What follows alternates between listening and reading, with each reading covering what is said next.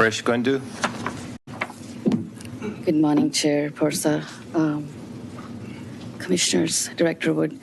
My name is Krish Gundu. I'm the co-founder and executive director of Texas Jail Project. It's been a really hard morning hearing these stories. I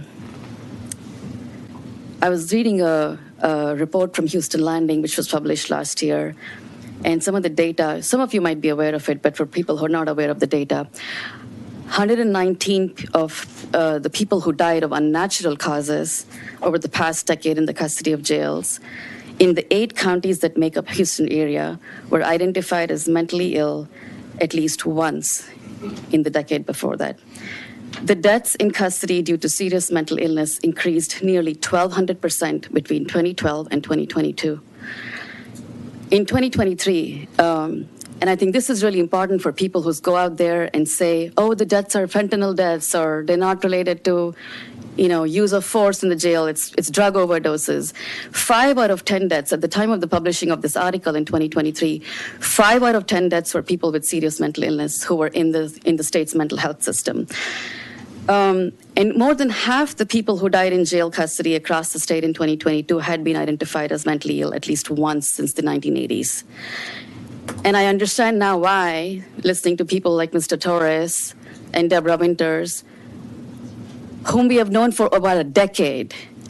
And so many times we managed to save their sons from all these different jails that they were cycling through hospitalizations and the forensic wait list and the emergency detentions and back to the jails. And we are in so much worse shape today than we were back then. And I can see why. Because we have not invested in front-end preventive solutions.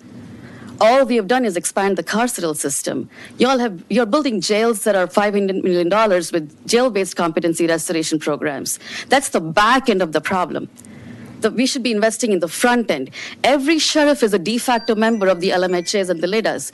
What are these sheriffs doing on the LMHAs? When you have membership on the LMHAs, you should be pushing them to push this crisis back to the state.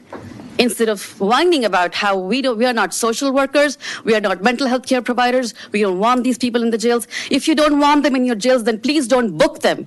Nate Lee Jones should have never been booked in Smith County Jail.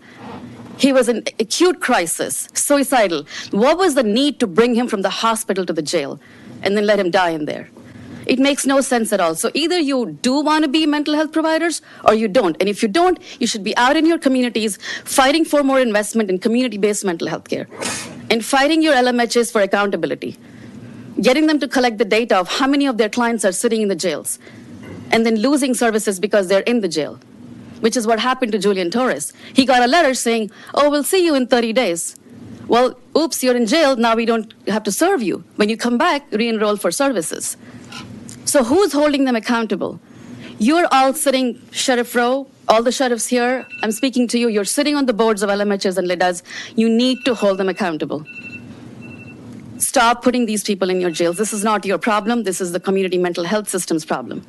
We don't need to criminalize them anymore. Thank you so much for listening. Thank you.